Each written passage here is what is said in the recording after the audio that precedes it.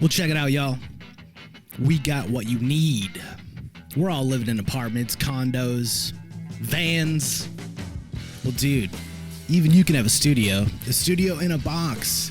Yes, we can help you with that right here at Blind Knowledge. We work on your budget, and we figure out your measurements. We'll get you the best sound for the best price. Let me know, 877-237-1143 or at blindknowledge.com. Yep. Specters all around me, living in stark, blazing the dark. One by one, pictures gather round me. Where those moonflowers used to lost no more. Specters gather round here, living in stark, blazing the dark.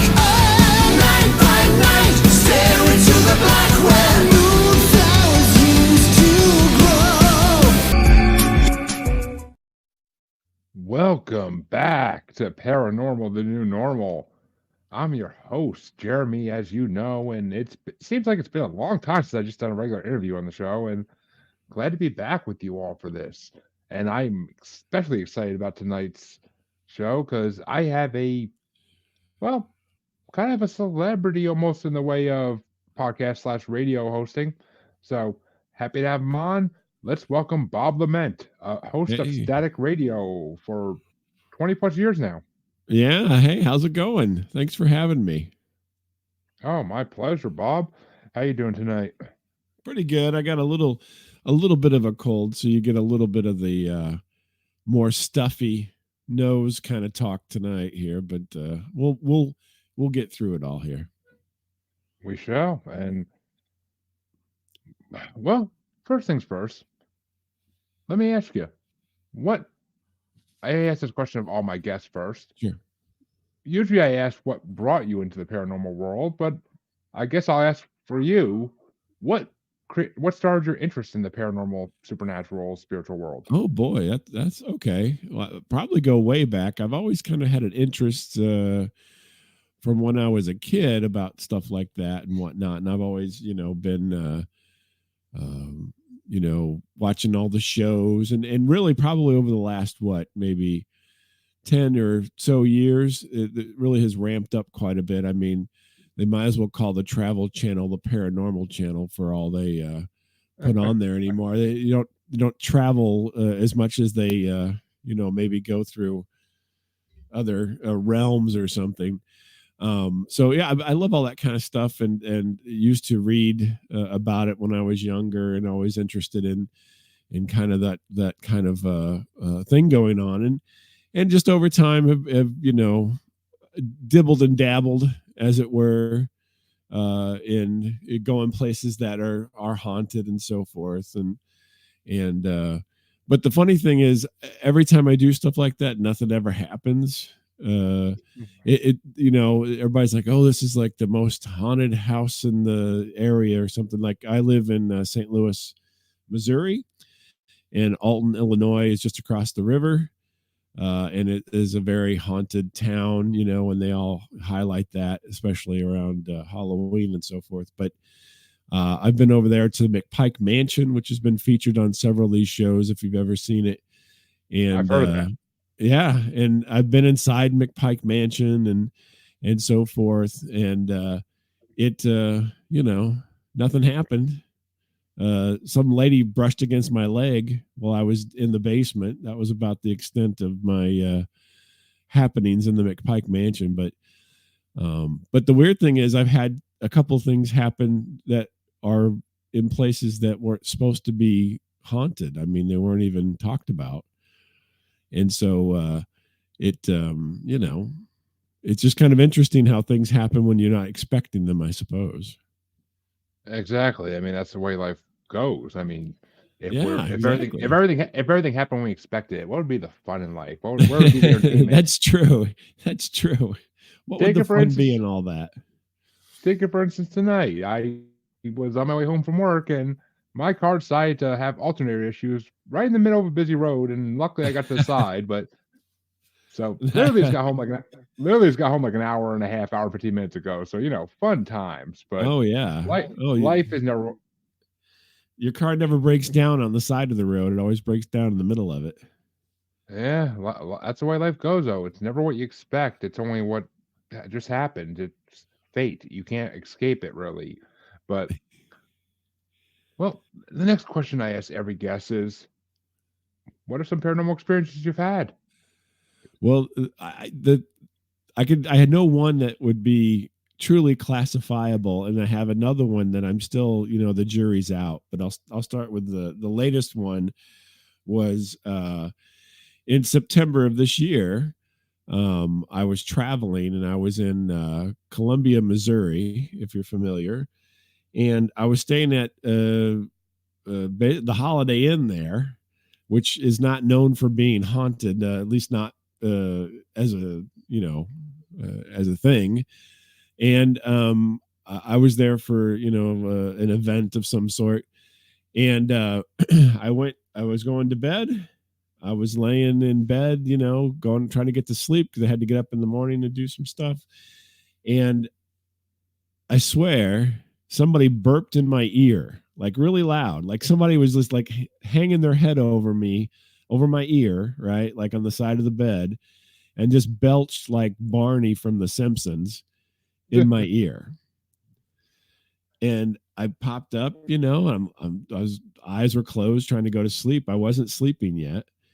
And I look around and I'm like, what in the heck was that? And so I kind of played it off as, just happenstance. I was at the room at the end of the hallway, which is near the elevators. Maybe somebody was coming off the elevator. It was burped in the hallway really loud. And I just kind of got, heard it. And so, I just went to sleep. Nothing else happened. Then the next morning, so I don't know if you're like me, but I keep my hotel room until the absolute last minute. I don't check out early or anything. And so I got all my stuff together and put it on the bed. And the bed has that fake comforter at the bottom, that kind of half-assed kind of cloth that they put there. I have everything on that, which is well on the bed. And I had brought two pair of shoes, one very comfortable pair of shoes that I could not wear the next day, and one uncomfortable pair of shoes that I had to wear because they were nice. And so I put my my comfortable shoes in a bag, which I had brought my other shoes in, and set it on this kind of bedspread thing towards the end of the bed, but not at the end of the bed. And so then I go down and go to my meeting and whatnot. And when I came back up to get my stuff before I checked out at the appointed time, my shoes were on the floor, scattered as if somebody threw them off the bed. And there was the suitcase was there. Nobody had been in the room, like the maid come in or something. I guess unless the maid came in and threw my shoes on the floor. But it was weird because then they like, they like fell on the floor and like they were half out of the bag, so they left the bed with some kind of force. And I'm like, well, that's weird. And of course, then it triggers in my head, who burped in my ear last night? So I don't know, but like I said, this is like, I don't know, the third or fourth floor of a crummy Holiday Inn in Columbia, Missouri. I don't know that they're known for being hot spots. But yeah, it was a weird event and I could not explain it. And again, I couldn't remember, nothing else caught my attention during that time, but it certainly was a weird experience.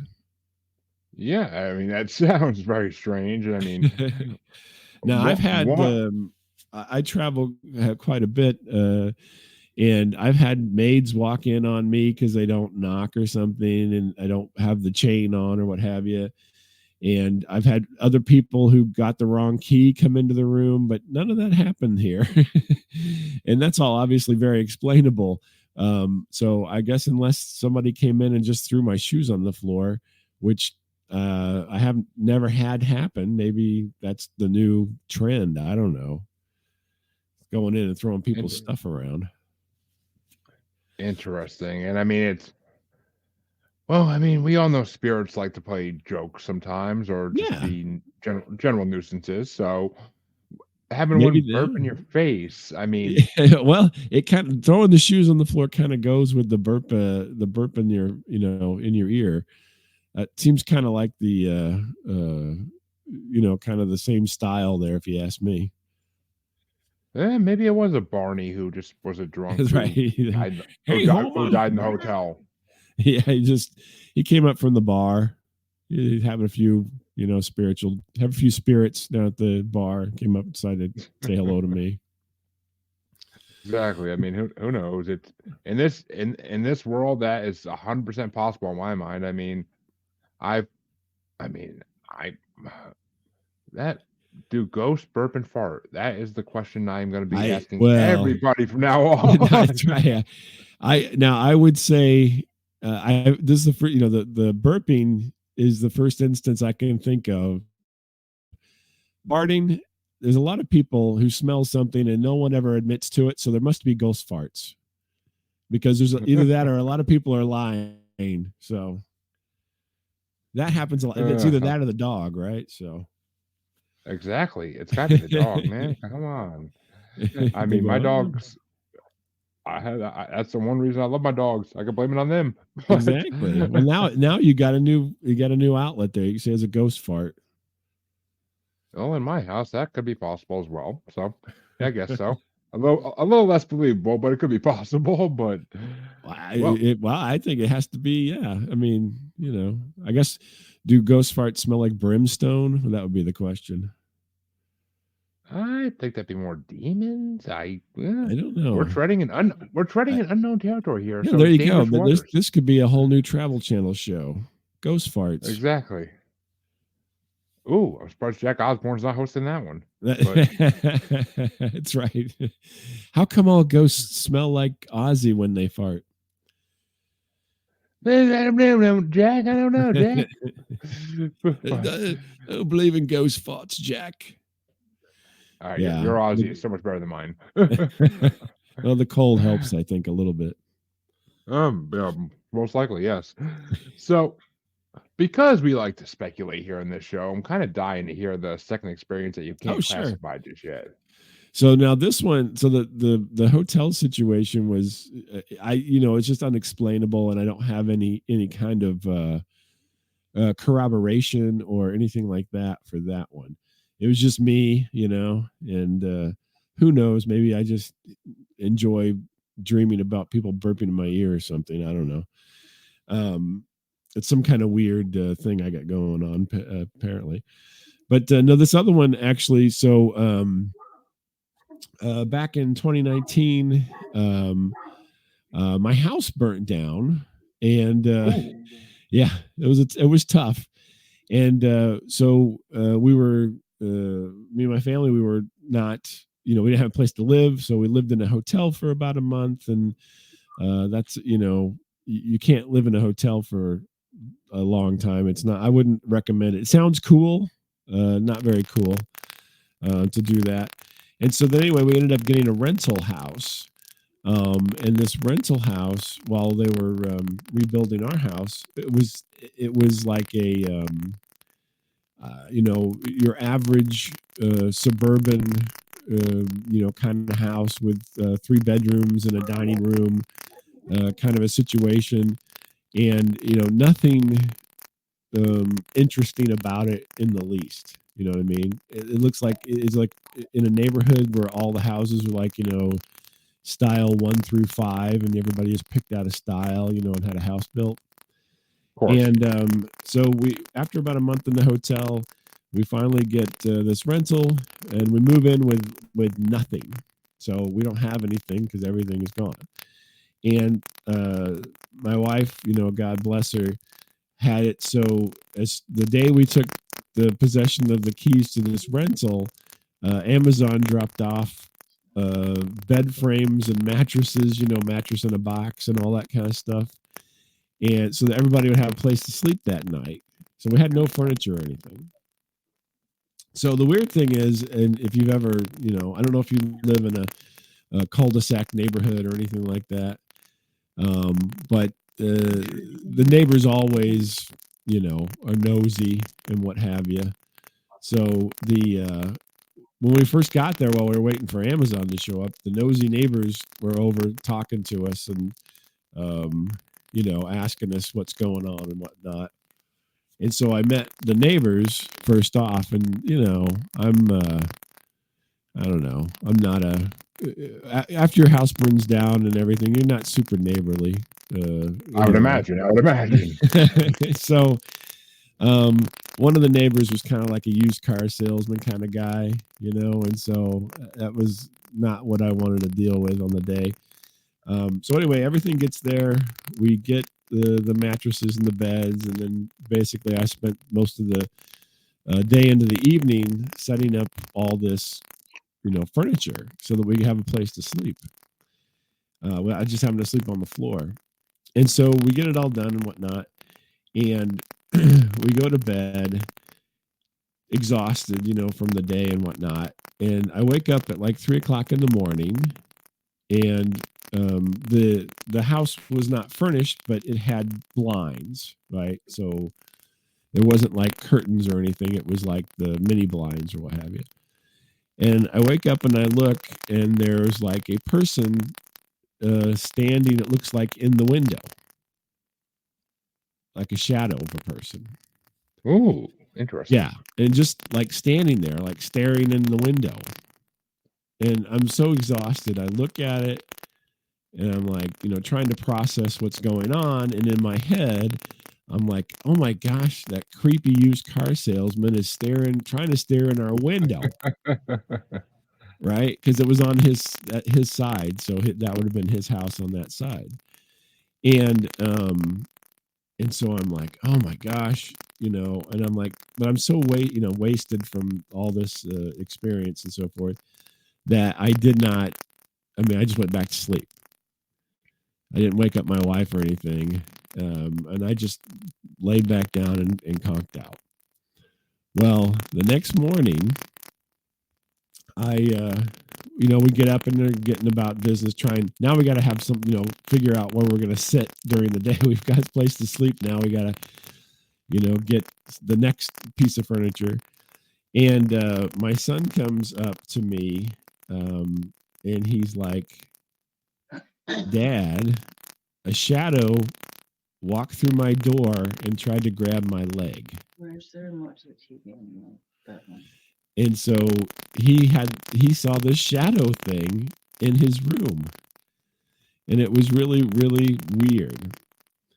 And so being, a dad, and knowing that we are basically stuck in the rental house for almost a year, I'm not gonna tell him, what can I say?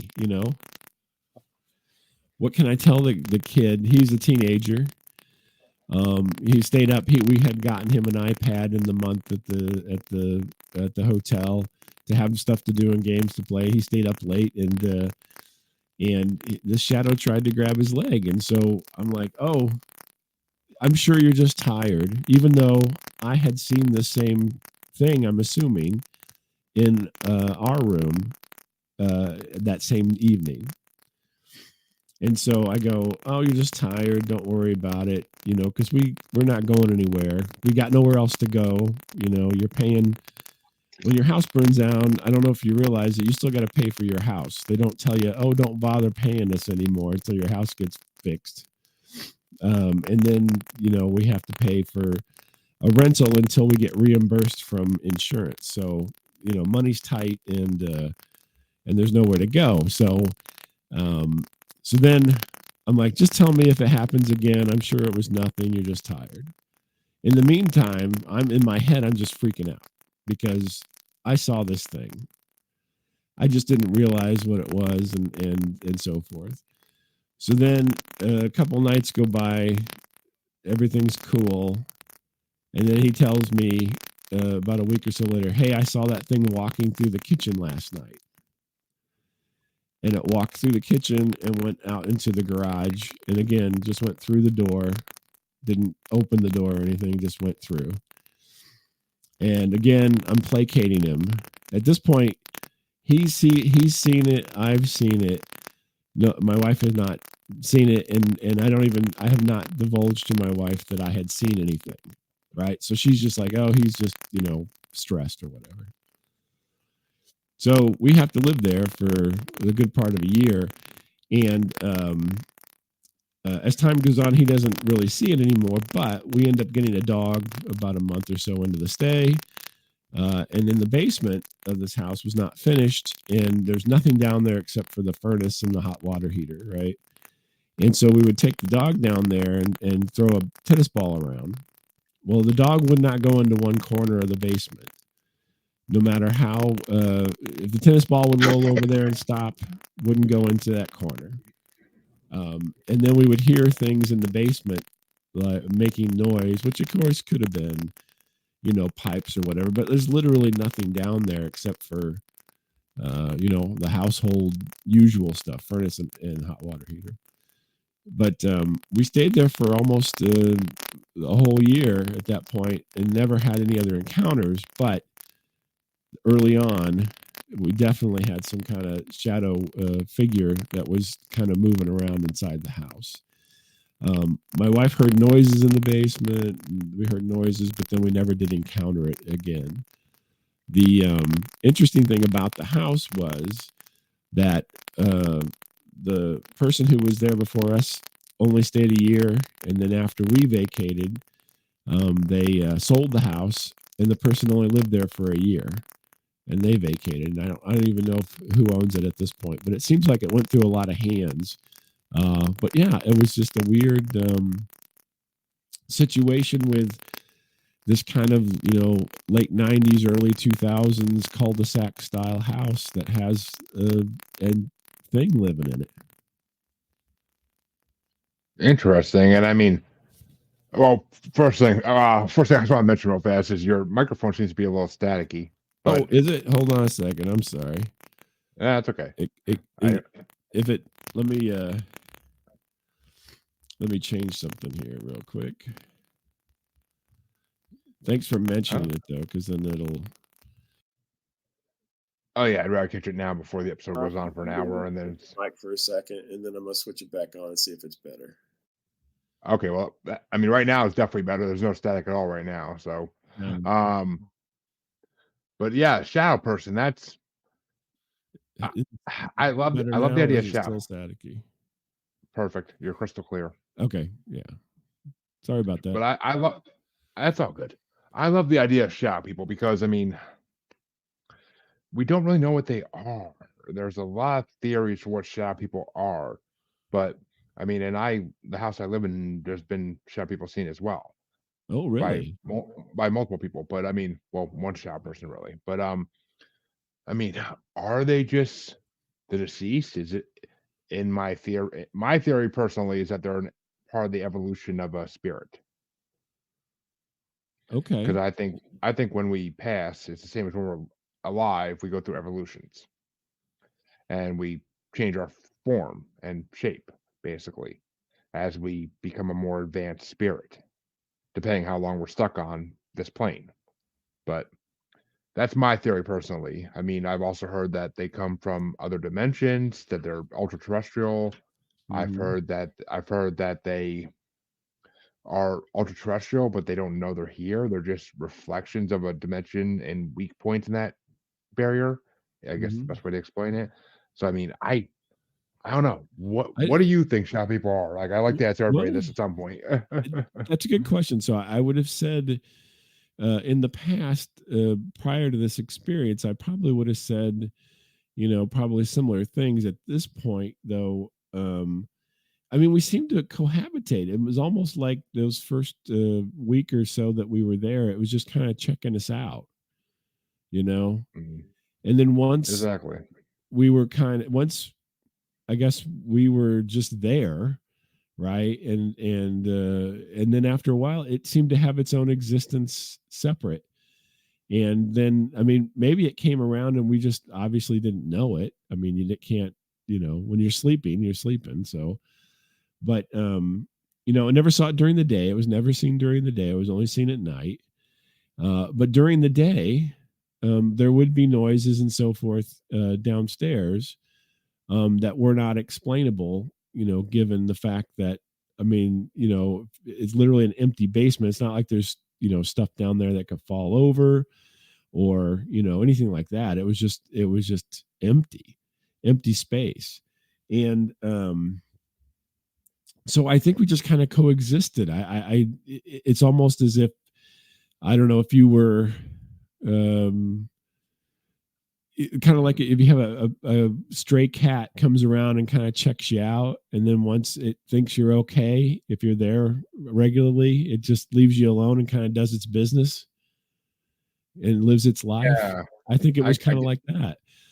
I don't know. It certainly wasn't anything malicious other than the one encounter. So, I mean, Lon Strickler, a famous, semi-famous to me, paranormal investigator out of Pennsylvania. One of my first guests, one of my earlier guests on my show, I should say. He said that like they feed off negative energy. Shadow people feed off negative energy. So maybe they were just checking you out, and they realized, okay, this family doesn't have enough negative energy for us to really survive off of and feed off of. I mean, I don't know your personal life, but I mean, I'm gonna take an assumption here, but well, maybe I mean, we're all normal Americans, so yeah, things get negative at times, but maybe you just weren't the key demographic they were looking for, let's say. And that could be. Well, they do say that these things happen at times of trauma, and so obviously we had a fairly traumatic experience, and of course, and so forth. But I think once we kind of got settled in, it was kind of business as usual, and it's an extreme. I can tell you, just having experienced it, if you do lose your house to fire or anything else, I would imagine it's an incredibly stressful experience, right? Because there's a lot of factors that come into play, and you're not very much off balance. But it did not. I don't think for us as a family, it didn't. We weren't. We were kind of just getting on. You know what I mean? We just had to get through to move on to the next phase of everything, which at that time moving in was stressful because of the way we had to do it. But once we got past that, then we were on to the next thing. And then, literally you take, it took a whole year almost to get the house rebuilt. And so the whole time you're under stress because it's like having another job, because you have to make all these decisions and you have to do, all this work, even though I'm not building the house physically myself. There's an incredible amount of decision making that goes into it. And as you know, with anybody, if you have to make decisions, right? Some people don't cope very well with the stress of just making.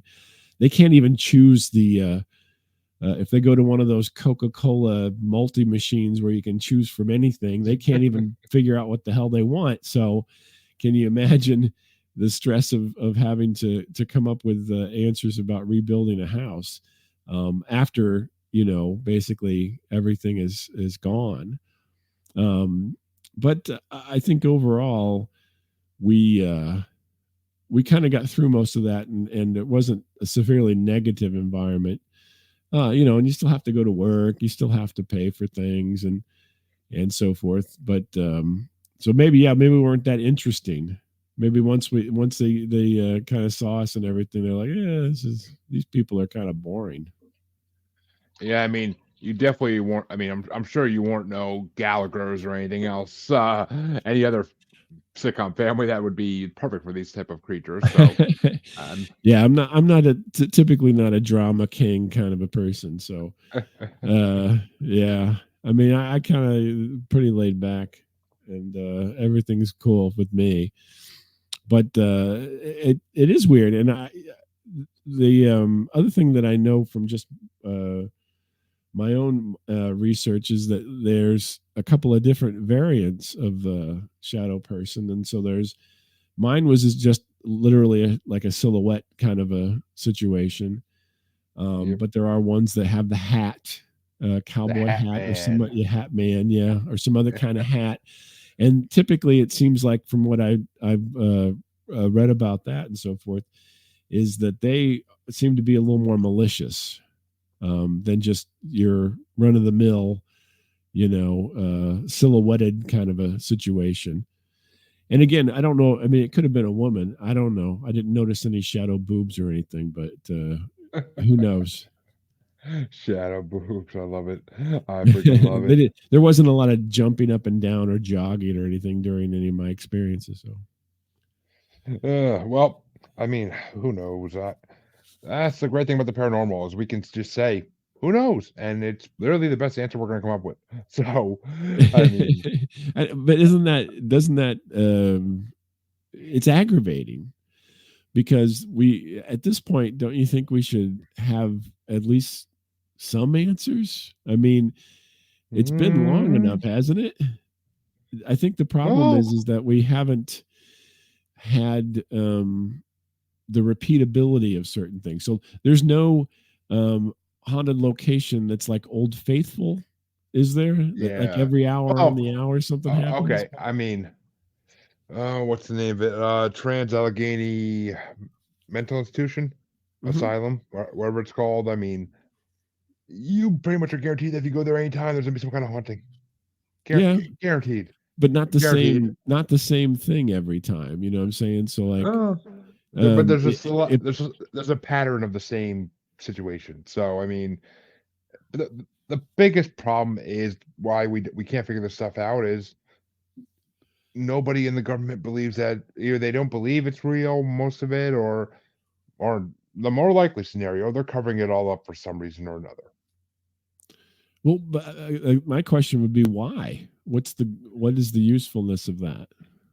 Well, I mean, hello. I mean, covering up ghosts, I don't think the government's necessarily doing that because what would be the win on that? What would they Mhm. achieve by covering up ghosts? Like, what are you going to do? People already believe they exist, and the majority of people believe they exist. A Mhm. majority of people have had experiences at least once in their life with a ghost. Mhm. But so, I mean, yeah, I think with that, it's just the government doesn't think that ghosts are enough of a worry or spirits are enough of a worry to really care. See, I would think if the government believed in ghosts and but didn't want you to believe in them, they'd be using them for things. So there'd be like ghost secret agents, and so they would implement some type of ghost protocol that the ghost would do work for the government. I mean, they train dolphins to track down ships and everything. So why wouldn't they train a ghost to infiltrate, some spy ring or something? That makes more sense. I mean, they trained what was it? They trained bats to do things during World War II and cats to do things. So why wouldn't they train ghosts? Well, I mean, Or better yet, you create the ghost. You train them in real life, and then you kill them to make them a ghost to do your bidding in the afterlife. see, it feels like there be I mean, it feels like there be issues with that in some degree. Or I What mean, what do you I why am if you're a patriotic ghost? because we don't know what ghosts are technically. We don't know why they're still stuck on Earth. I mean, what if the ones stuck on Earth are not the ones you want to be working with? Like, who those are who all the knows? those are all the dumb ghosts who can't find their way to the exit. Possibly. But I mean, I don't know. I mean, if you ask me, do I think the government really has like an X-Files division that does all this stuff? I'd be like, oh, you're damn straight they do. Oh yeah, You know they they you do. you know they do. I mean, they're never going to admit it, but it won't be till the world ends and we go to some government building and find the files on it. But Lord knows it exists somewhere. And have they thought of that? I mean, I If wouldn't they, be. men who stare at goats is real, then the ghost sector in the intelligence division is real as well. I mean, as my conspiracy bracket will tell you, the Montauk Project is real. Right. Yeah. The other one I can't think of at this. Fuck. Well, me. what if all the ghosts are just time travelers? I've heard that theory, and I've heard so many mediums and psychics and death doulas and so many other people talk about what happens after we die. I Mhm. can't believe that. It just seems like ghosts are people who have passed on. I mean, I don't see this is when it gets complicated when you start going into the afterlife and it's like, Mhm. okay, are these really just the souls of people left behind? Are these alien spirits stuck inside human bodies are now stuck on Earth because star seeds and all that? Right. Or is it option C, option D? I mean, there's more I could name, but it's just I don't Well, know. And and then that there's different differentiation. So a shadow person is different than a ghost, I would say, and some maybe kind of possession is different than a ghost, and poltergeist activity um can be different than a ghost. I mean, I, maybe they're all I different classifications. maybe I can 100% see maybe. I think possessions are see, I don't like the word demons or I really don't like the word angels either because they come from a faith I can't fully get back 100%. So, I mean, are there underworldly evil creatures in this earth? Oh God, yes. Are there heavenly creatures in this earth or I can't even think of a better word than that, but are there heavenly creatures on this earth? Then yeah, maybe. Maybe. It doesn't seem like there's that much good in this earth at this point in life, but maybe. Maybe. So I don't know. I mean, have ghosts been known to possess people? There might be one or two cases. Well, Is let me something ask you here. possessing Let me throw another scenario out here for you. So, and this would go into the possibly into the heavenly category. So, I had an experience driving. So oh, I used to live on I lived off of I lived out in the country. I lived off of a road, and this is a country road, and people would drive way too fast down this road, right? So of course. you figure in the country you drive like 45, 55 miles an hour because there's not a lot around, but fields and whatnot. And in order to get onto that road, so so I lived off of this road.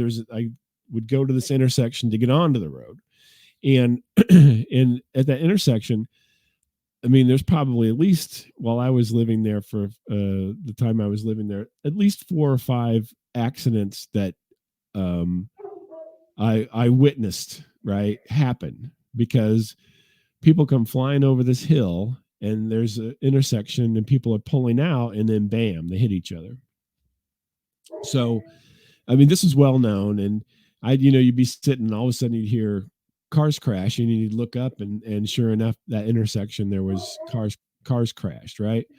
So I Yep. was leaving one day, and it was early in the morning, kind of foggy, and the intersection was in a valley over these two hills, and people just came, flying over these hills.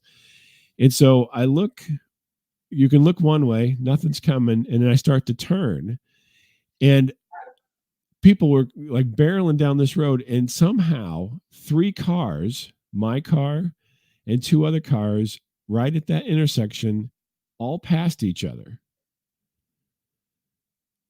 And I have no idea to this day how that happened because I literally was pulling out into traffic and somehow I made it. So there was a car coming over, and then another car was coming the other direction really quickly, and somehow he went past me in between me and the other car, even though I was pulling out to go.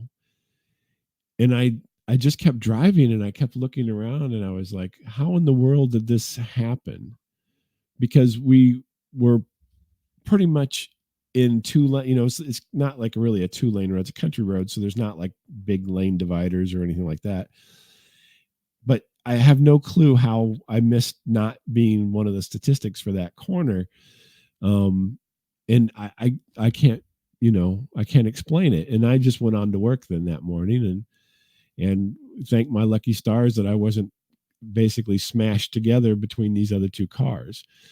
And so to me, that was almost like a divine happening of sorts, because so many times it happens, and for some reason I lucked out, but I can't think that my reflexes were so good that I would not, because I wasn't even aware. I just was like, it all just happened, and then it all finished, and then I drove away.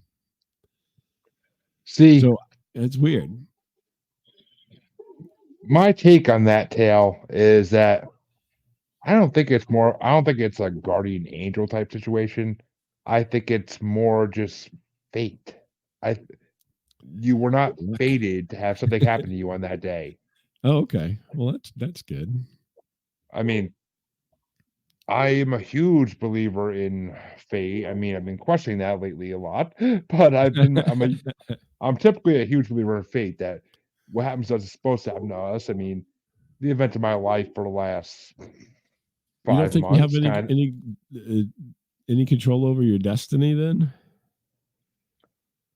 my beliefs personally are that we all have predetermined paths from the moment before we're born, even not even the moment we're born, from before we're born. We have a predetermined path on what we're going to do in life. There are fixed points, I believe, which you cannot change no matter how hard you try. Even if you knew them, you couldn't change them. It's still going to happen regardless, somehow, some way.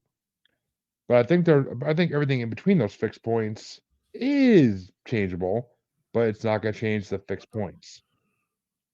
Like it's fate. You are going to end up in a relationship and marry this partner, no matter what. For good or for bad, it's going to happen, and So- you can't avoid it. What about the people with multiple divorces and all that kind of stuff? Well, like I said, it's a fixed point. You'll meet this person and marry them. If you get divorced from them eventually, or you stick through the hell your whole life, that's up to you. But I mean, but there may be another fixed point in your life where you meet another person and that becomes your partner. I mean, who knows? I mean, it could be 20, 30 years down the road. That point may move slightly based on what you do in your life, but the fixed points can move years to where they need to happen. But what you do in the middle is not really going to stop it from ever happening. It's going to happen eventually. And I mean, death Really? is. I mean, this is my personal opinion. No, I realize that. I'm just interesting. So then I guess you're not a big fan of the multiverse scenarios that people love to put out there. I believe. Okay, well, let me finish this one first. Because then basically you'd split and come together at these points, so there would not be a multiverse of sorts, because everything comes back together. It's a multiverse. I mean, I truly believe there is a multiverse of some kind out there. Maybe, possibly. I haven't seen much proof of it. Okay, that's a lie. I've heard proof of it, but I've heard proof of it. I haven't seen proof of it myself, but I've heard proof of there being a multiverse, and it's believable. It's believable, and I'm not going to deny it or say it's not real right off the bat. No way in hell. But I believe these fixed points, though, are going to happen, and death is one of these fixed points to me. You die when and where and how you are meant to die from the moment you're born. There is no changing that. There is no.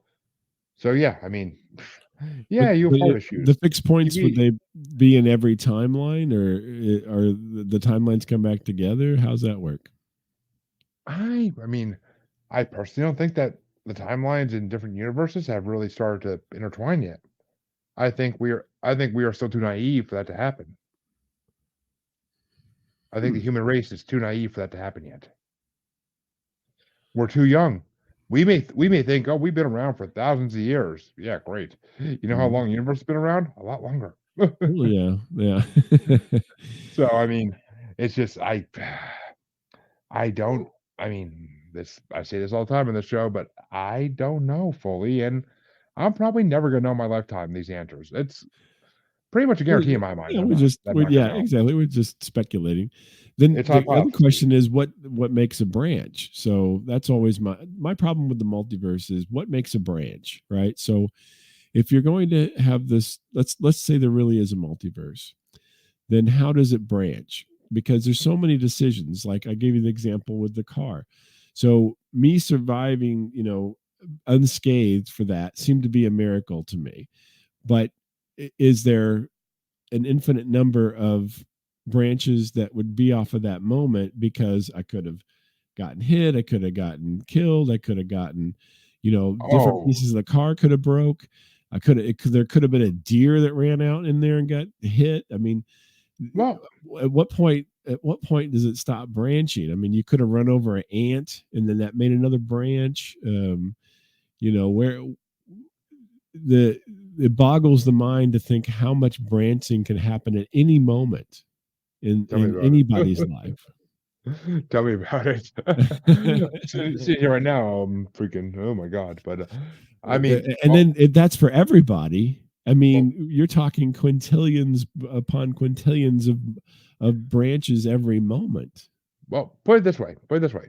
All right, if you want to phrase it like that, that's I can understand that a little more simply, and that's a little easier to explain. See, the fixed points are fixed points, but in between those fixed points, I don't think it branches off based on what decisions you make. I think it just slightly alters, maybe a little bit, the strand that you're on. Because the fixed point's going to happen regardless, but maybe what you did pushes it out a year or two, or pushes it out a couple months. Maybe it brings a couple months closer. Okay. Maybe it, Yours maybe would it. not necessarily be an idea of a multiverse, but basically the idea that all of your events are going to happen on one timeline, but the spacing of those events get changed by what you're doing. I Uh, mean, and I mean, I'm not. No, I do think a multiverse is 100% possible, but I don't think it's branches like the Marvel universe would have you believe. Say, I think it's more. This is our branch here, and mhm, then you might have another alternate you on a different universe, and the branch is up here, and they never intersect. They just keep going along for now in the same directions, and just mhm. keep going and going. And maybe that universe is universe A's fixed points are different than universe B's fixed points. Who knows? Like it's possible. Maybe the fixed points are the same. Maybe it's just based on maybe it's just based on when you do things that are not fixed points, so that changes the time and year of everything. But who knows? I mean, a multiverse is 100% possible, but I just don't think we're intersecting quite yet. It may come in the future. It may come in the future. I mean, look at what the news has been saying the last couple days about this hole in the sun, and it's getting bigger. Right. Yeah. That's horrifying. Like the fact that there's a hole in the sun that's so big, you could drive 20 cars through it, basically. From what I Yeah. believe that's what they said. So But that's if you're thinking dangerous. about how large the sun is, 20 I, cars is nothing. I mean, that's not even the fly is open for the sun. I get that, I do, but I mean, it's just you know, this is something we never dealt with as a human race before. The sun, well, we don't know that though. That's the other problem, is that we don't know. It's for instance, it would be interesting because I don't know if you've ever seen, and we're jumping around a little bit. So have you ever seen, there's a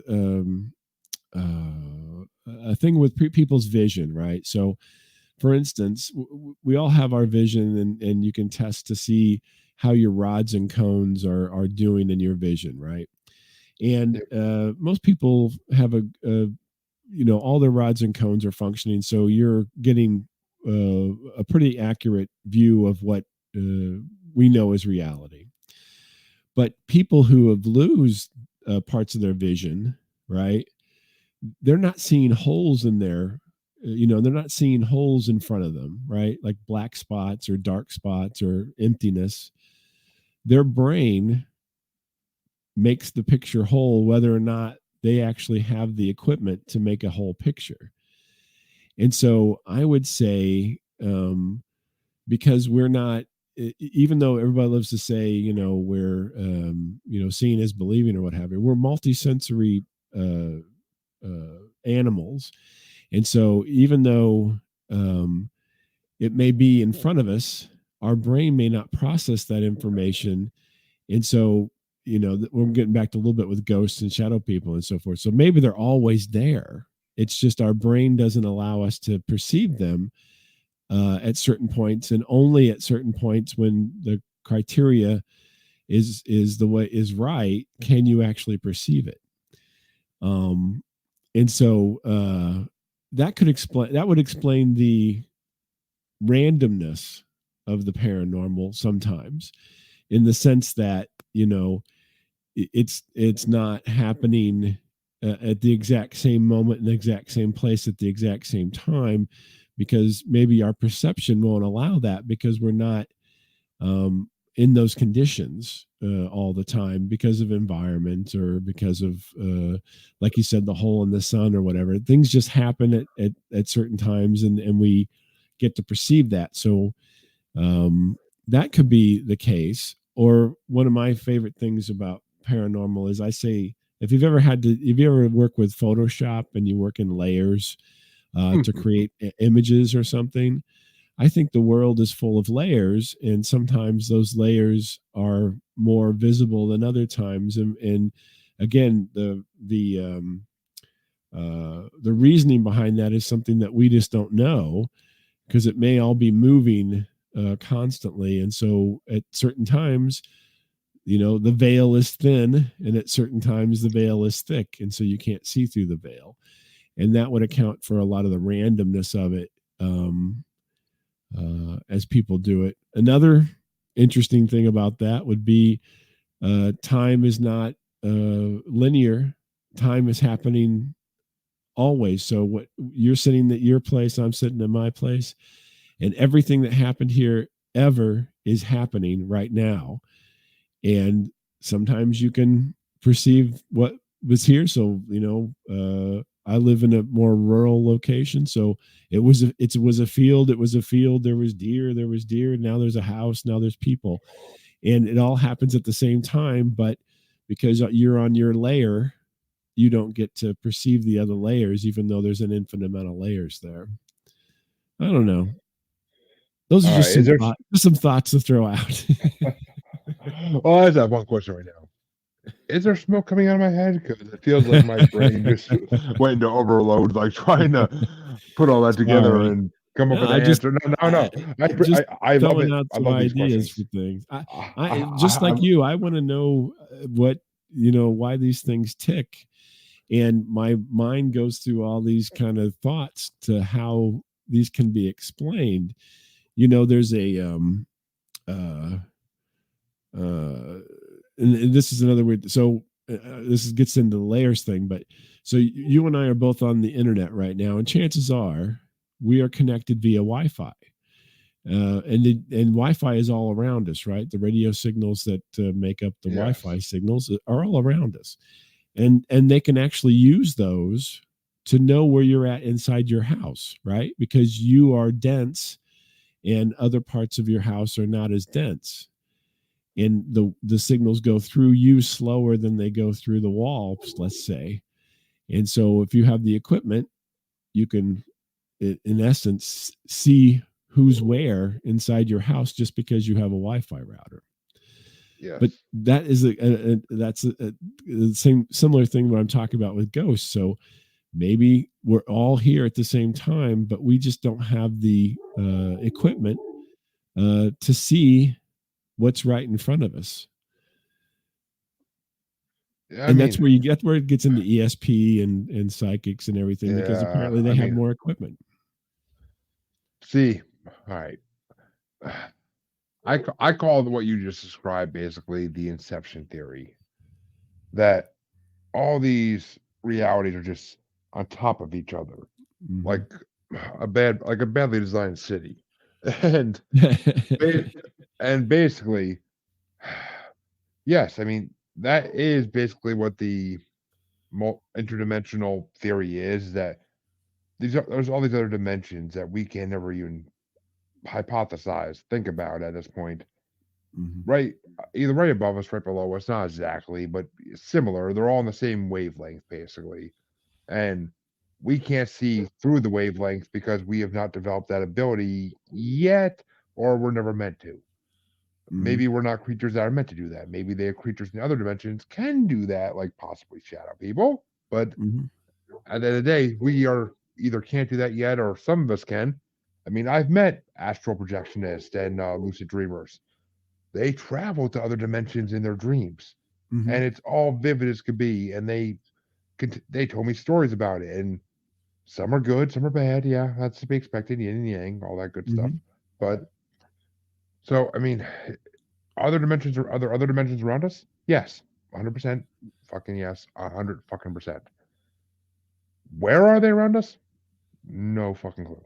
And I'm probably never gonna know unless someone could tell me exactly. But there's, I mean, I think there's more distance between it. I don't think it's, or maybe they are stacked on top of each other. I don't think it's because it wouldn't be like a physical thing where they're literally stacked on top of each other. It would be, like you said, through veils where if the wall's weak at this time or this day, then maybe we can see through a little better. Maybe that's where some of these things come from.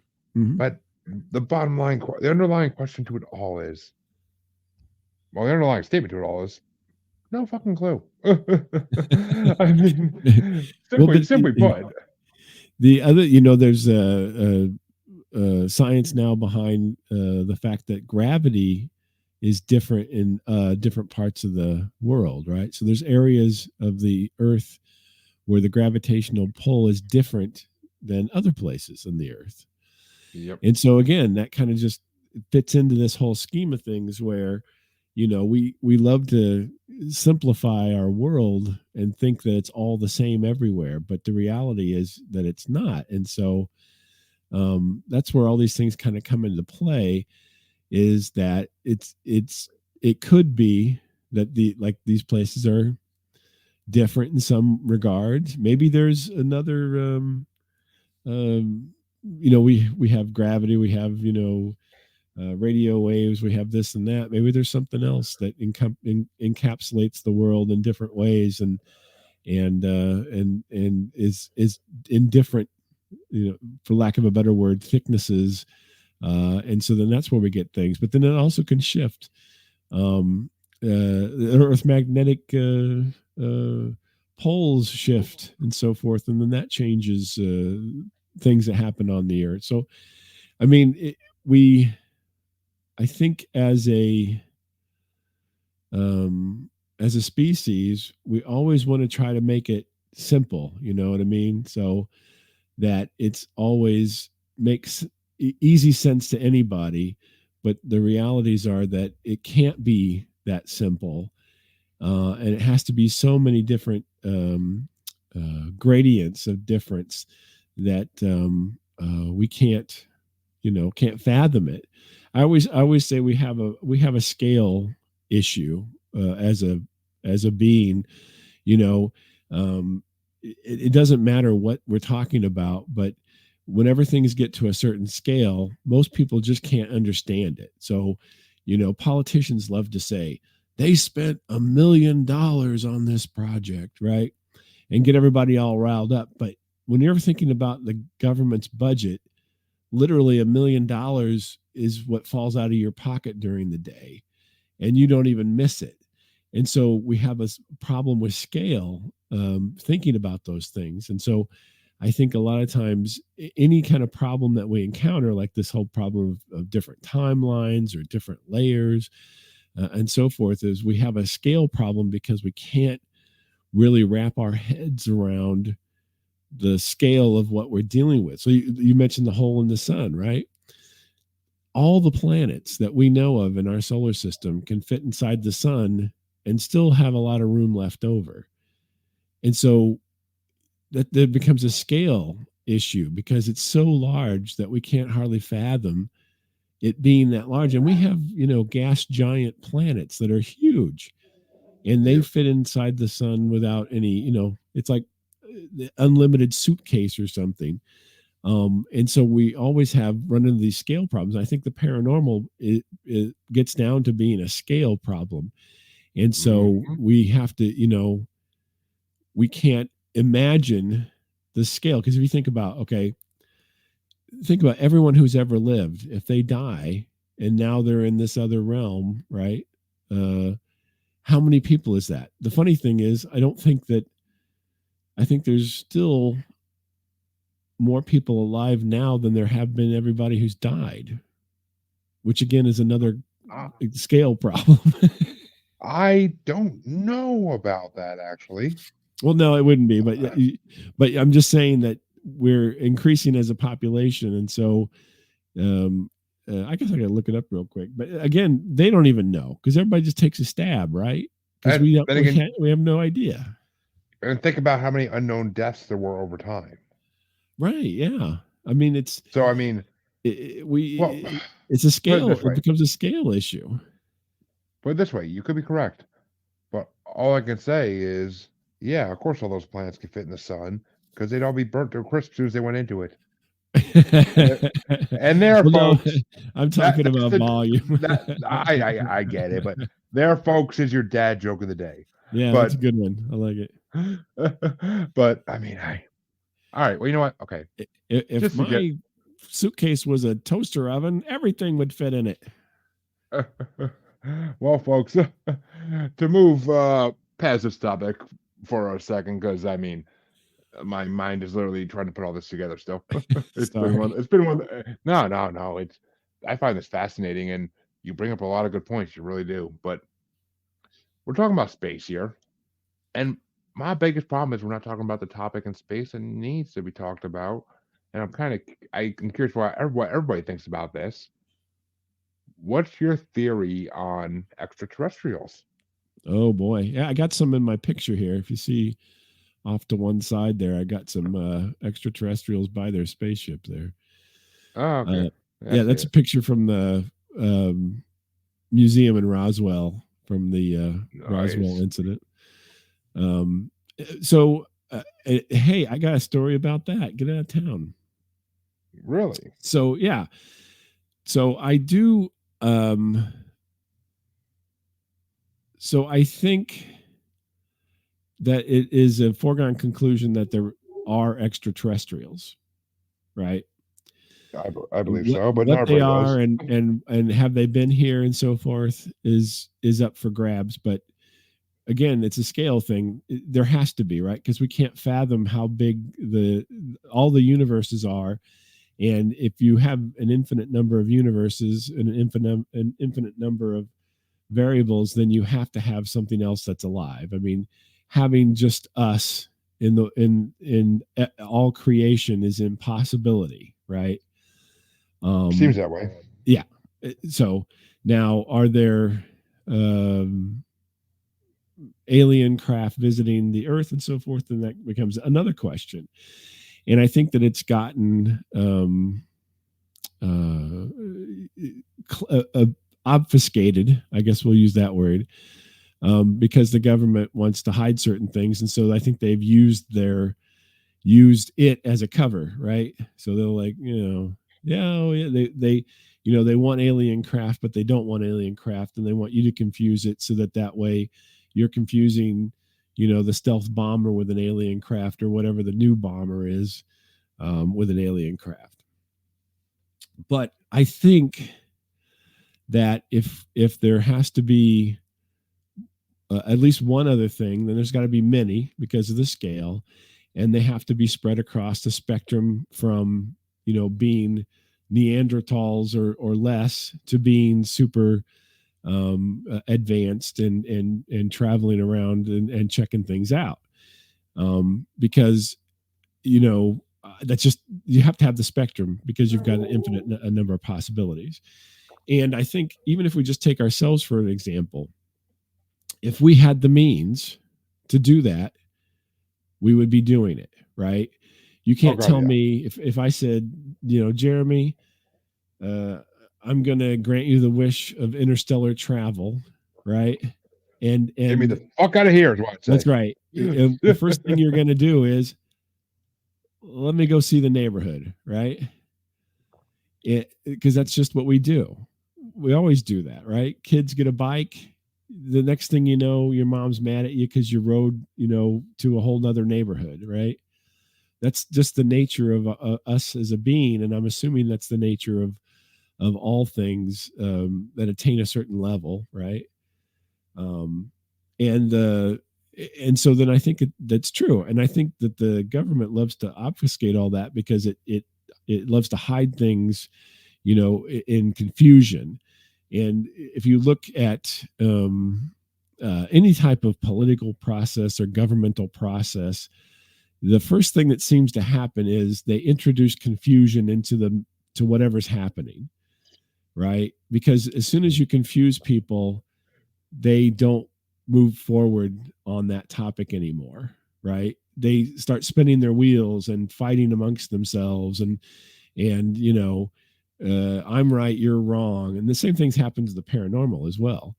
And so then you can keep all these people spinning their wheels so that you can do whatever you want in the background, right? So I think that's used by the government. Now, my story on the extraterrestrials is back in 2005 in May at around 4:00 in the afternoon. So this is daylight hours. 'Cause I tell this story and everybody asks me, even though I tell them the story and they're like, well, was it a satellite? I'm like, this is, sunshiny day in St. Louis, Missouri. And I witnessed a sphere fly over my house. And it was approximately, because I'm not like, I don't know how to gauge things from a distance necessarily, but I was looking up in the sky and this metal looking sphere flew over at a pretty high rate of speed. And it looked to me to be about 4 times larger than the jets that would fly over that I would see from time to time, right?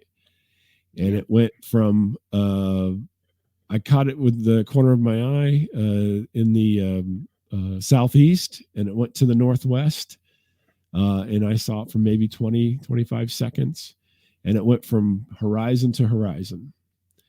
And where I lived at the time, there wasn't anything around. This is rural. And so it wasn't behind a building or anything, or, it basically come out of the trees and went into the trees. And this, like I said, was 2005. I've been interested in UFOs and stuff, just like the paranormal, because it's the mysteries of the world, right? Everybody loves to think about the mysteries of the world. Exactly. And so I had never really, I don't remember at the time hearing a lot about spherical UFOs. And I even went, this is earlier days in the internet, 2005-ish. And I did a search and everything. And I'm like, what's the spherical UFO? I got to figure this out. I'm like, why would the government make a spherical ship? It makes no sense. How would you land the darn thing? I guess it would hover. So it blows past me and everything. And at the time I was playing with my kids out in the yard, and they didn't see it or anything. And I didn't mention it to them because it happened so quickly. I just kind of experienced it. And later on I looked up, and then I found somebody had posted on a thing online, and they saw it too. Same time of day in the next, another area had saw the same thing as I saw. And so I'm like, okay, so I did see it. No explanation, nothing else happened. No thoughts beamed into my head or anything. I just happened to be looking in that part of happened to catch it out of the corner of my eye, and it happened. But yeah, I couldn't explain that. And this was, like I said, what would that be? Gosh, almost 20 years ago now. Yeah. So 18 years ago. And I mean, I haven't seen any spherical military projects, and I don't even know why they make them. It did not, it wasn't a ball or a satellite or anything like that. It was like a big spherical, thing that just went cruising by, and didn't make any sense. Oh, they don't have to make sense necessarily. They're just well, no, I'm thinking what would the military application for a giant sphere? I don't know. Well, my question to you is, why does that do with anything with the military at all, really? Exactly. I don't know. I mean, the only reason is because that's where people look at, whenever they have these encounters, that's the first thing they think of, because that has been floated out in the media so much that they're like, there are military craft, right? So there are triangle planes and so forth that fly, the TR-3B. There was a thing called the Aurora Project, which is kind of a triangle craft that can get anywhere in the world in less than 24 hours because it goes to the edge of space and then comes back down.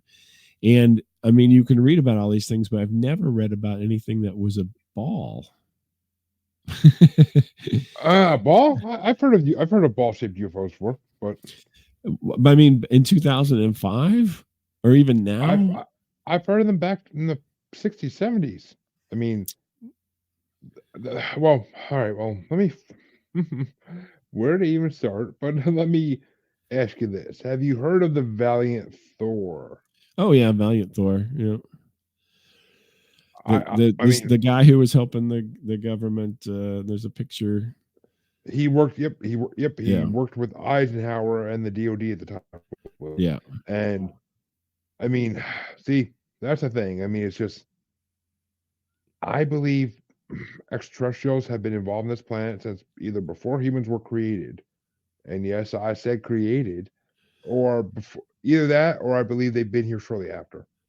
Yeah. So, but you're a proponent of the panspermia thing, where the planet was seeded basically by someplace. I mean, somebody other, threw it down there and wait for life to grow and so forth.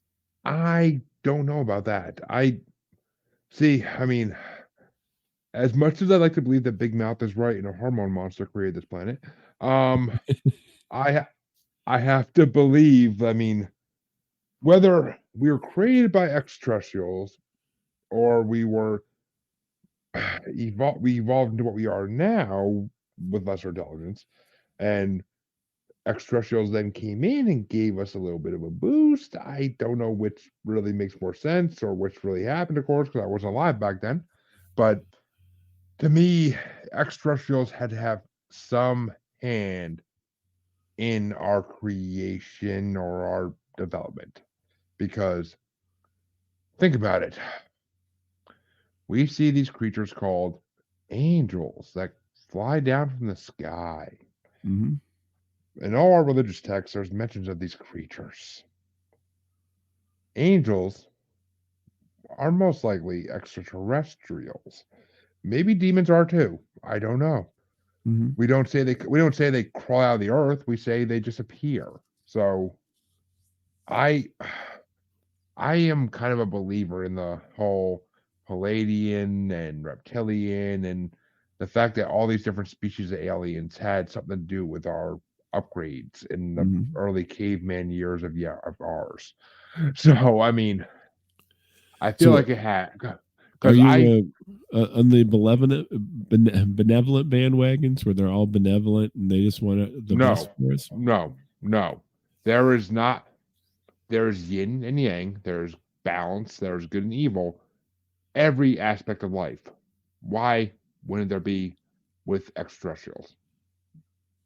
Reptilians are supposed to be evil, for God's sake. So I mean, yeah, don't judge a book by its lizardy fang cover, but still, I mean, reptilians are supposed to be the evil ones, and the Palladians, the Anunnaki, are supposed to be like nicer to a degree, but then again, they're all trying to kill each other, so who knows who's good, who's bad, really. But I don't know. I mean, I wasn't there. I'm not a starseed. I didn't come from any of these that I know of.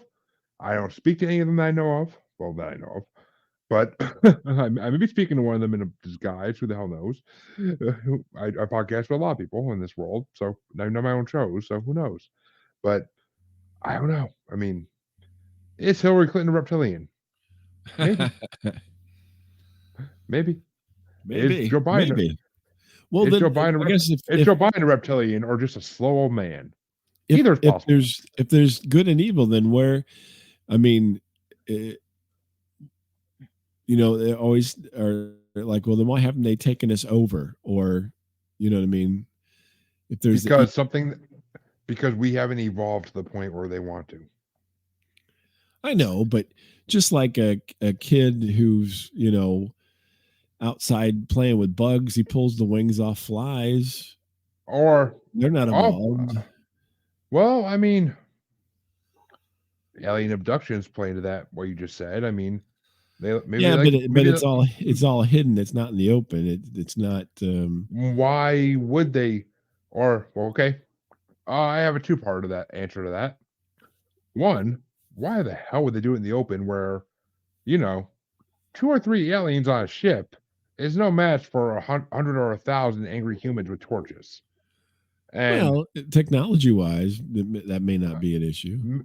it may be, though, still. I mean, numbers are numbers. No matter what technology you have, numbers are numbers. You may kill 50, but there's 50 more, at least. But, and my second part to that is, this is where the government comes in.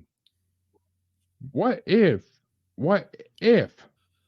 back to Valiant Thor, even before, because I mean, the Illuminati has been around forever, the Freemasons have been around forever. What if before all this, what if there is a deal? I mean, in the Marvel comic universe, and I hate to quote this because I just am, but in the Marvel and no, I don't hate to quote it because I believe Stan Lee and then eventually other creators got their ideas from government people. I really think they do. I think comics were meant to put these ideas in our heads and get us used to them. But what I was going to say is, I believe Marvel Comics has this idea where all the main alien races have a committee with the leaders, and they basically make a deal that nobody is to touch the backwoods dirt planet that is Earth, because humans are not ready yet. And Okay. what if that is a reality? What if these very intelligent species that make us look like fucking cavemen still, what if they just decided in space somewhere, in a galaxy far, far away, a long, long time ago, that we don't have to be touched until we reach a certain development point? And then, yeah, maybe some rowdy teens, like you said, will come and abduct a few humans, put things in their butts, slaughter a few cows. Right. I mean, it could be explorers. It could be the movie Explorers from the 80s, Right. from 85, where it's literally just like two teenage aliens taking their dad's ship out. They're Like, having a good time. I mean, dancing to Earth's radio. Who the hell knows? But I mean,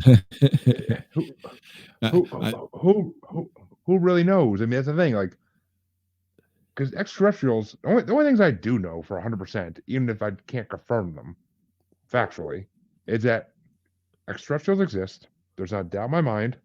There's too much weird coincidences about them that I can't believe they don't exist at all. And the only thing I know for damn sure is humans aren't ready for it. As much as humans may say, like, "Oh, we want to see extraterrestrials," no, you don't. You are not. Because humans, a lot of humans are narcissists. A lot of humans have ego issues. The human race in general thinks we're better than we are. Sure. And the human race in general thinks that they know better than every other human on Earth.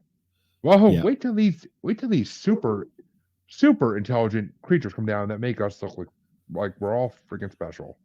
And then I would just hope that aliens don't think government is the answer. That would be a real bummer if they thought governing and government and bureaucracy was the answer to the future. I think that's depressing. I'm pretty sure they know it's not. I'm pretty sure there's a reason they control the government now for at least 70 years, if not longer. But if not since ancient times, for all we freaking know. I mean, secret societies have existed throughout history for what reason? I don't know, but I'm pretty sure it has something to do with that. But that's the biggest issue with all this is I don't know.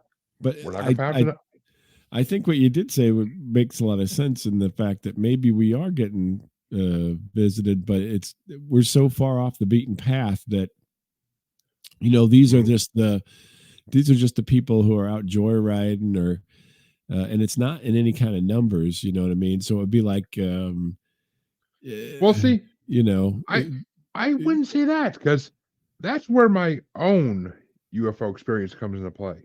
Well, tell me. Let me hear that.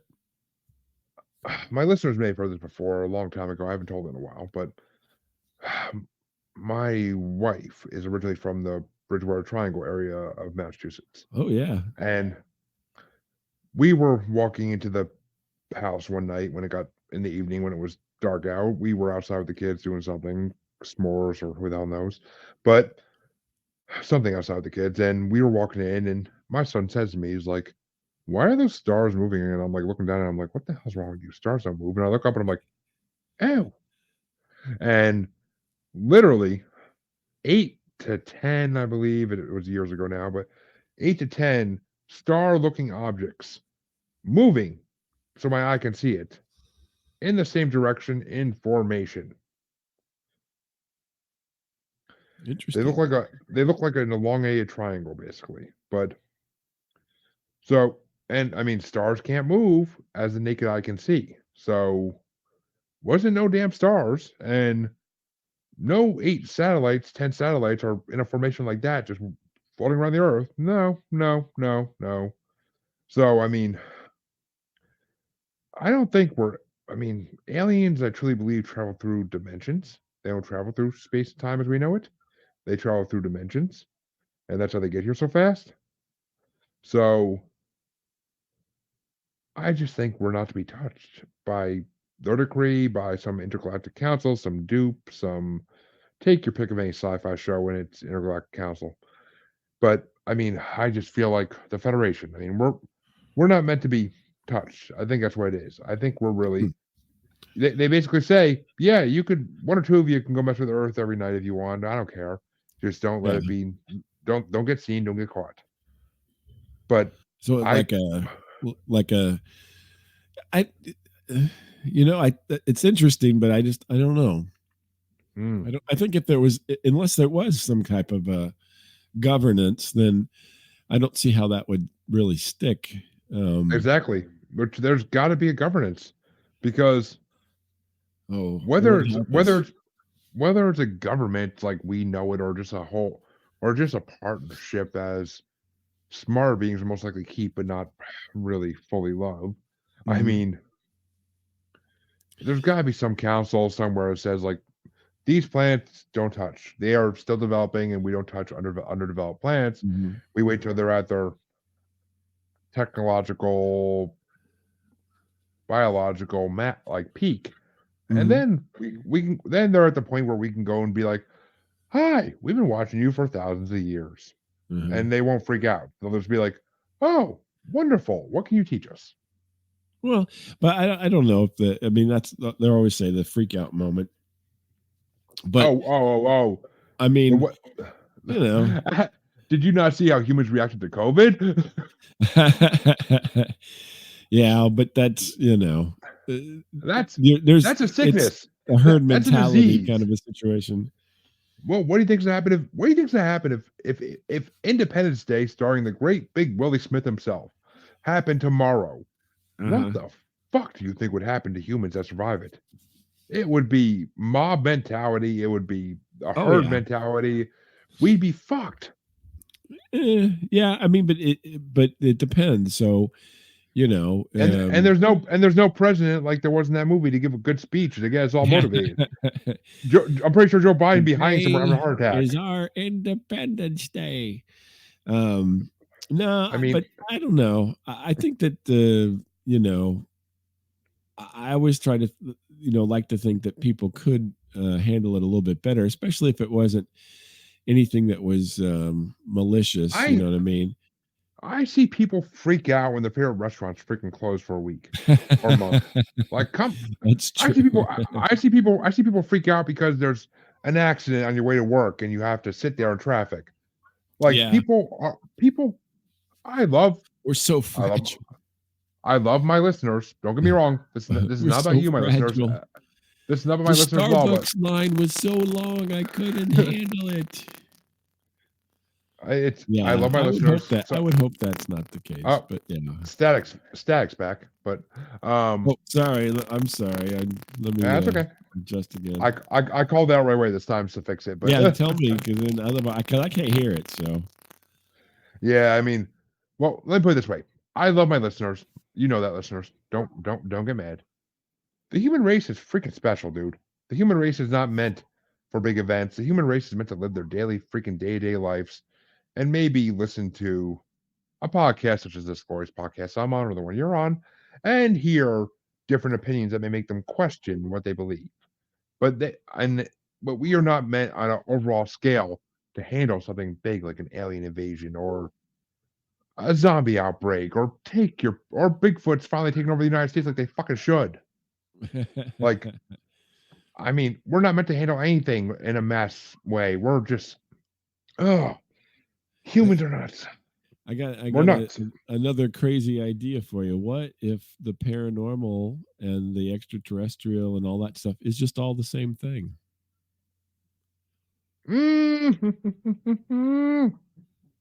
I love that you said that. I really do. Because, all right. I'm Because going to they're tell you all my. unexplainable, right? So I am going to tell you. I haven't done this on an episode of my show in a long time, but I'm going to tell you my ultimate theory of the Earth in general and the world and the universe in general. And, well, mainly Earth. But I don't know enough about other planets to really do that. But the Earth in general, I'll get your reaction. That's where we're going to leave it, I think. But okay. But here's my theory. Earth. Yes, humans may have been here already. Humans may not have been here, but Earth was a backwoods, dirt, nowhere planet in the Milky Way galaxy until the Intergalactic Council, known as DUPE or whatever you want to call them, Federation, decided to use it as a prison for different alien races that they found unsuitable. So the whole world's Australia? basically, but this could be the answer for what humans are doing on Earth. What if we were on another planet and they brought us down here because we were unbearable? Which I could 100% believe because humans are unbearable to me most days. Right. But this would also explain, and stay with me here, what if Bigfoot, Sasquatches, were another alien race that were found unbearable and they were put here on Earth and they told them just keep out of the way of the annoying hairless ones and you'll be fine. And keep watching them from us from the forest. Just keep watching them. Make sure they don't do anything stupid. So this could also explain, and I'm going to do quick fire here, dogmen. This could explain sea monsters / living dinosaurs, or the dinosaurs in general. This could, or the dinosaurs were living here before or any of that, and the aliens cut them off to make this a prison planet. That's a whole nother theory. But this could explain most of the cryptids we know of that have been seen more than one place. Sorry, Loveland Frogman. But so, and what if the UFOs we see every day, basically, because someone sees one every day at least, what if the UFOs we see flying over the planet are wardens watching over the prison? And that's all they're doing is watching over the prison to make sure.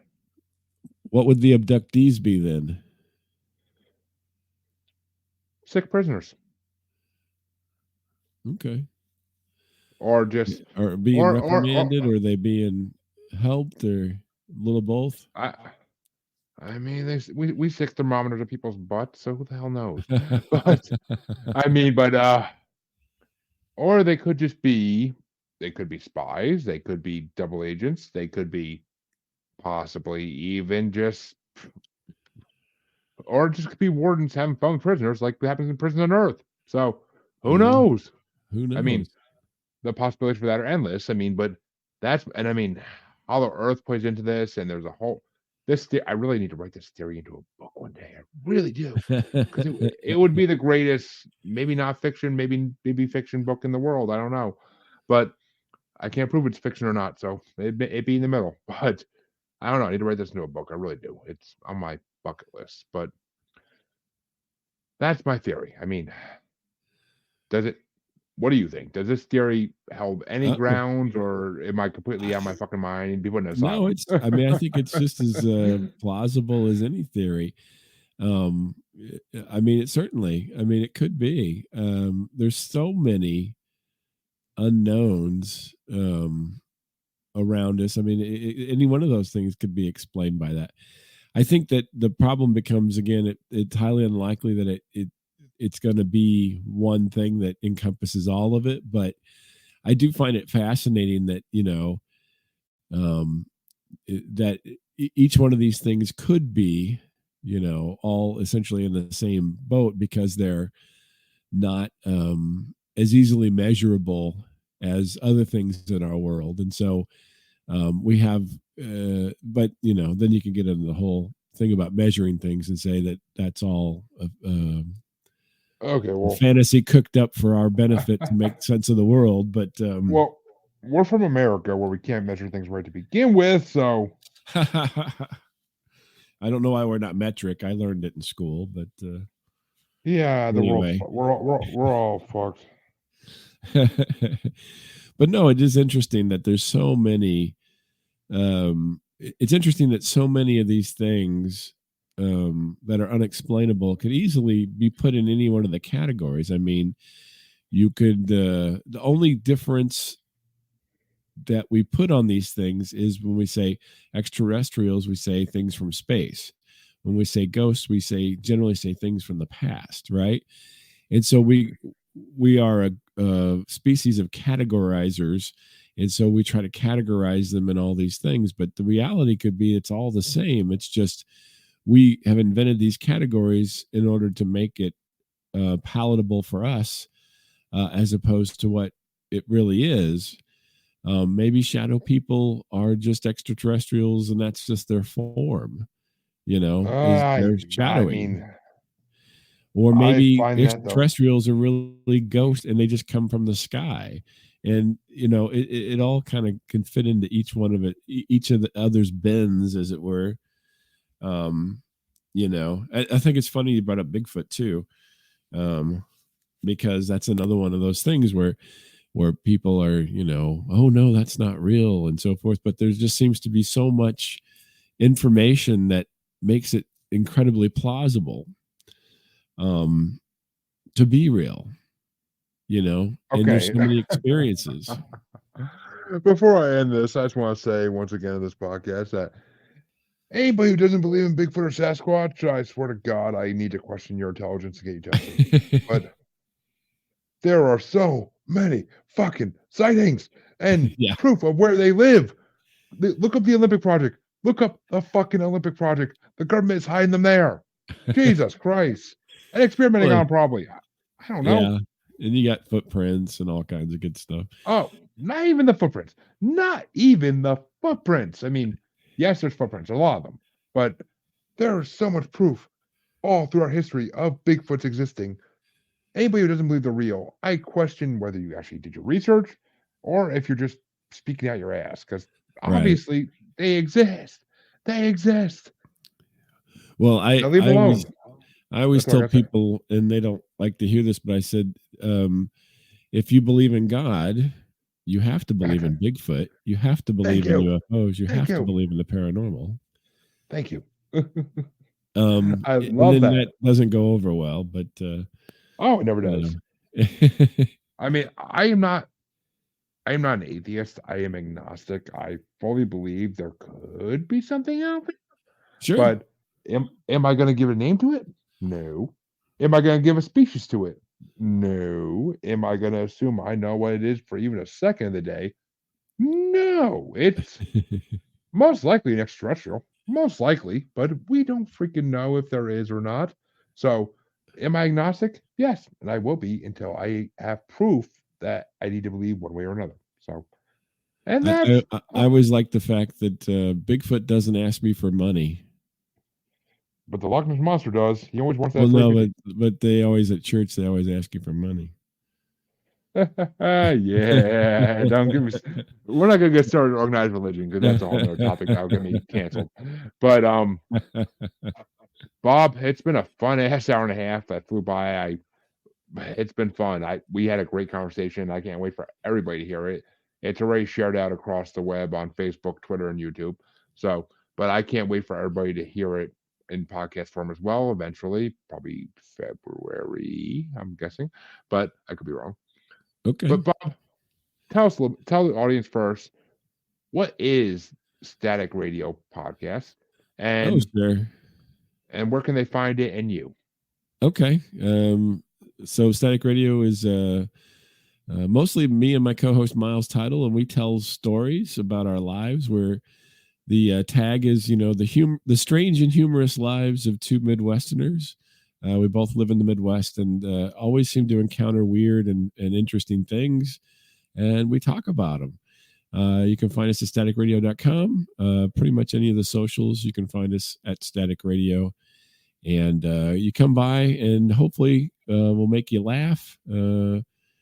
Generally, it's at our own expense, which is not terrible, but we've been doing it for a long time. We actually started the show back in 1999, before podcasting and all that good kind of stuff. We just did audio on the internet. And coming up here in 3 weeks, we'll start our 25th year of doing the show. It's about a half hour long. We do it every week. And come join us for a couple of laughs and a few stories. Well, there you go, folks. And Jesus, 1999. I was in 6th fucking grade. But Thanks, Jeremy. well, just saying. I was just that we started just out of college, and so yeah, we did college radio together, and actually did the show in college. It all stemmed from that, and we wanted to keep doing it. That's why we continued it. And the internet was really young then, and it was something fun to do. The internet was in its infancy at that point, but well, folks, go check it out. You got 1999. You got what, 23 years of backlog to look through? So yeah, they're all there. You can go listen to every stinking one of them if you feel like it. I wouldn't encourage you to do that, but it's available. Well, there you go, folks. Check it out. And I mean, I looked at the website earlier today, and I saw some episodes about UFOs and whatnot. So I mean, go check it out. There's probably some paranormal topics thrown in there in the last 23 years. Oh yeah, we love to talk about. I mean, that's one of the reasons I reached out, was because I love to talk about this stuff. Sometimes it works into our stories of our lives and so forth. And it's not every week or anything, but I love conspiracy. I love the paranormal, UFOs, you name it, any kind of mystery of the world. And I'm interested in talking about it and just kind of exploring the possibilities. Because that's all we can do, folks, is explore possibilities. We know no facts as of yet. The government may, but that's not a topic right now. But I want to thank Bob for coming on, because it's been a fun show. I've had a pleasure talking to him tonight. And I'm sure my listeners will freaking love this episode. It's just so much speculation. That's all you ever get, because I'm a tease. But until next time, listeners, you know where you can find me. If you don't, because it's been a while, then shame on you, shame on your house, shame on your cow, all that old fancy stuff. But check out the outro. Check out the outro in podcast form, and you'll find out where I'm from. If you're streaming this live, then just check it out wherever you're streaming. Check me out. Okay. Easy. Like and subscribe. Thank you. And until next time, once again, thank you, Bob, for coming on. And I have been your host, Jeremy, as always. And I will see you all in the next week, I'm sure, at some point, because I booked a May podcast. What can I say? But thank you all, and have a good one. You can find me on Facebook as Jeremy Bryant, or you can find me as Uncensored, Unapologetic, and Untamed UQ Podcast Collective Facebook group. You can find me on Twitter and the Instagram as @JuggaloBastard, or should I say X now. And you can find me on TikTok as @JuggaloBastard Podcast. You can also find me on YouTube as Paranormal The New Normal. And you can also find me streaming on YouTube as Blind Knowledge Network, because all knowledge is blind until they admit Bigfoot exists.